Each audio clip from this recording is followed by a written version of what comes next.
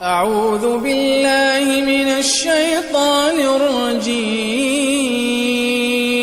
بسم الله الرحمن الرحيم وما خلقت الجن والإنس إلا ليعبدون ما أريد منهم من رزق وما أريد أن يطعمون إن الله هو الرزاق ذو القوة المتين. پیش خدمت ہے شرح کتاب التوحید لفضیلۃ الشیخ عبداللہ ناصر رحمانی حافظہ اللہ. تو یہ 4 مراحل پر ایمان لانا ضروری ہے. اگر کسی مرحلے پر ایمان نہیں ہوگا تو تقدیر پر ایمان درست نہیں ہوگا. اس کی کیا وعید ہے؟ یہ 3 حدیثیں وعید پر مشتمل ہیں. جی. وعن عبادة بن الصامت رضي الله عنه أنه قال لابنه يا بني إنك لن تجد طعم الإيمان حتى تعلم أن ما أصابك لم يكن ليخطئك وما أخطأك لم يكن ليصيبك. سمعت رسول الله صلى الله عليه وسلم يقول إن أول ما خلق الله القلم فقال له اكتب فقال ربي وماذا أكتب قال اكتب مقادير كل شيء حتى تقوم الساعة. يا بني سمعت رسول الله صلى الله عليه وسلم يقول من مات على غير هذا فليس مني. وفي رواية لأحمد إن أول ما خلق الله القلم فقال له اكتب فجرى في تلك الساعة بما هو كائن إلى يوم القيامة. وفي رواية لابن وهب قال رسول الله صلى الله عليه وسلم فمن لم يؤمن بالقدر خيره وشره احرقه الله بالنار. جزاک اللہ خیر. یہاں 3 وعیدیں ہیں. حدیث عبادہ بن صامت رضی اللہ عنہ اپنے بیٹے کو جو ہے وہ نصیحت دے رہے ہیں. اس کا معنی ہر باپ اپنے بیٹے کو سمجھائے اور خاص طور پہ عقیدے کے امور. عقیدہ سر فہرست.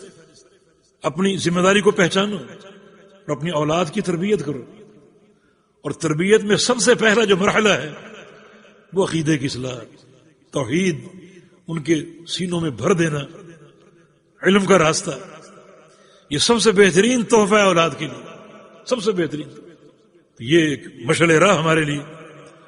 عبادہ بن صامت رضی اللہ عنہ فرماتے ہیں اپنے بیٹے سے یا بنی انک لن تجد طعم الایمان حتى تعلم ان ما اصابك لم يكن ليخطئك وما اخطاك لم يكن ليصيبك.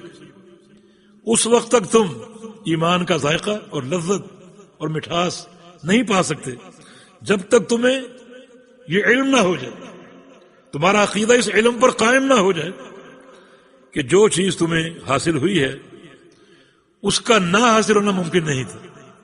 جو تمہیں مل گئی اس کا نہ ملنا ممکن نہیں تھا، اس نے ملنا ہی تھا کیونکہ اللہ کی تقدیر کا فیصلہ یہی تھا.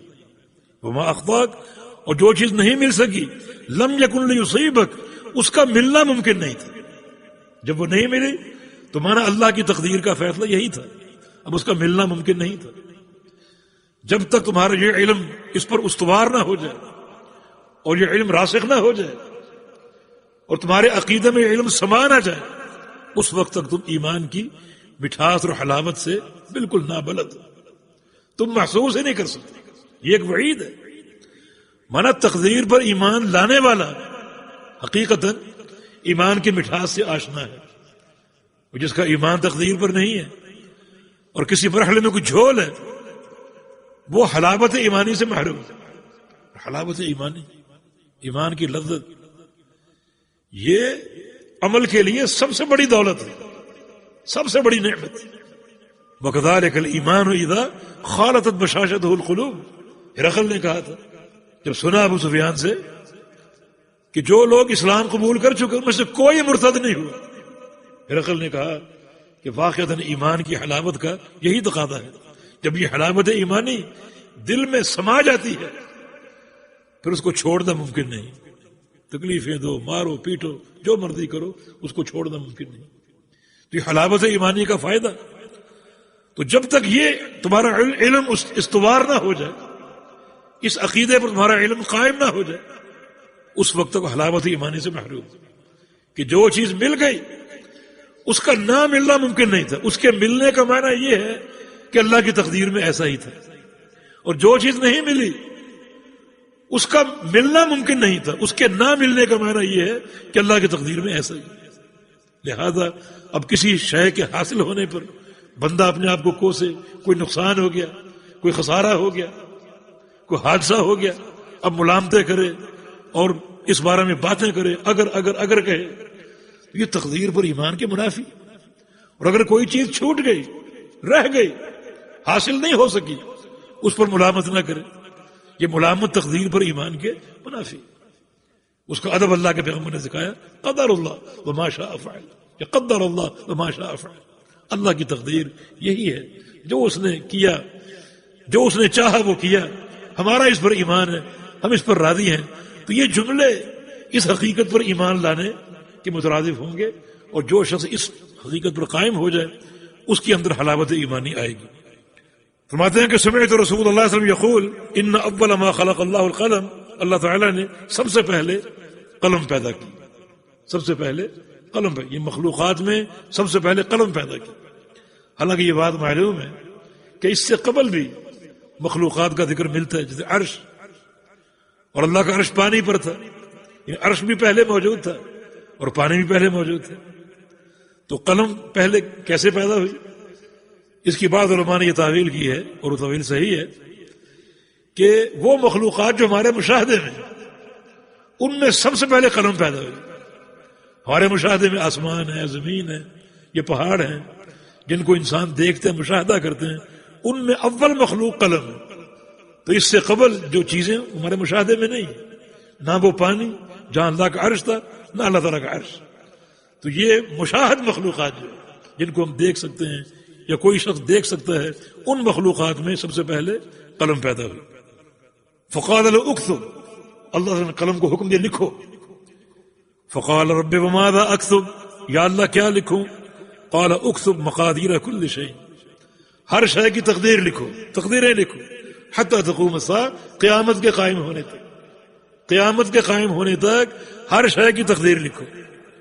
یا بنی سمعت رسول اللہ صلی اللہ علیہ وسلم یقول، میرے بیٹے، یہ محبت کا انداز عبادہ بن صامت کا، میرے پیارے بیٹے، میں نے پیغمبر علیہ السلام کو یہ فرماتے ہوئے سنا ہے، من مات علی غیر ھذا فلیس منی، جس شخص کا انتقال، جس کی موت اس عقیدے کے علاوہ کسی اور عقیدے پر آ گئی، وہ ہم میں سے نہیں ہے.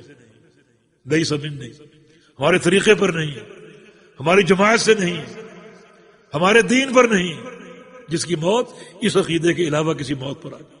یہاں دو وعیدیں ہیں. اگر تقدیر پر ایمان درست نہیں ہے تو یا تو حلاوت ایمانی سے محرومی ایک وعید، اور دوسرا ایسا شخص نبی علیہ السلام کے طریقے اور آپ کی امت سے الگ ہے، خارج ہے. جی آگے وفی روایت احمد، مسند احمد میں ایک روایت ہے، فرمایا کہ ان اول ما خلق اللہ تعالی القلم، اللہ تعالیٰ نے سب سے پہلے قلم پیدا کی. فقال له اکتب، حکم دیا کہ لکھو. فجرا فی تلک الساعہ، وہ قلم چلی اسی گھڑی، لکھنا شروع کر دیا. کیا لکھا؟ بما ہوا کائن الی یوم القیامہ، جو کچھ قیامت تک ہونے والا ہے. قلم نے سب لکھ دی، جو کچھ قیامت تک ہونے والا سب لکھ دیا قلم.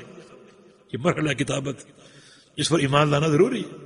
نبی علیہ السلام کا فرمانا کہ ان ربک قد فرغ من العباد، تیرا پروردگار بندوں کی تقدیر سے فارغ ہو چکا. جف القلم بما هو کائن، جو کچھ ہونے والا ہے اسے لکھ کر قلم خشک ہو چکی. تو اس پر ایمان لائیے، ورنہ وعید کیا ہے؟ فمن لم یؤمن بالقدر خیر وشر احرقه اللہ بالنار، جو تقدیر پر ایمان نہیں لاتا، خواہ وہ خیر ہو خواہ وہ شر ہو، اللہ تعالیٰ اس کو جہنم سے جلا ڈالے گا. احرقه اللہ، اللہ اس کو جلائے گا بالنار، جہنم کی آگ سے. تو اس سے معلوم ہوا کہ تقدیر خیر بھی اور شر بھی، خیر بھی ہے اور شر بھی. تقدیر کا شر ہونا ہمارے تعلق سے، اللہ تعالیٰ کے تعلق سے نہیں. اللہ تعالیٰ کا ہر امر خیر ہی خیر، کوئی امر حکمت سے خالی نہیں، کوئی شر نہیں. والشر لیس الیک، یا اللہ شر تیری طرف نہیں ہے، تیری طرف خیر ہی خیر. تو اگر تقدیر شر ہے تو اس کا شر ہونا ہمارے تعلق سے. کوئی شخص چوری کرتا ہے، اس کا ہاتھ کاٹا جائے گا، تقدیر کا فیصلہ، ہاتھ کٹ چکا، تقدیر کا فیصلہ ہاتھ کا کٹنا. اس کے لیے شر ہے. مگر جب ہاتھ کٹ جائے گا تو کتنی امت اس کے شر سے محفوظ ہوگی. ایک شخص زنا کا عادی، اسے سنسار کر دیا جائے تو معاشرہ راحت میں آ جاتا. تو خیر کا پہلو موجود ہے، اس کے لیے شر ہے. جو قتل ہو گیا اس گناہ کی سزا میں، تو اللہ تعالیٰ کا ہر فیصلہ خیر ہی خیر ہے، شر اس کے افعال میں نہیں ہے.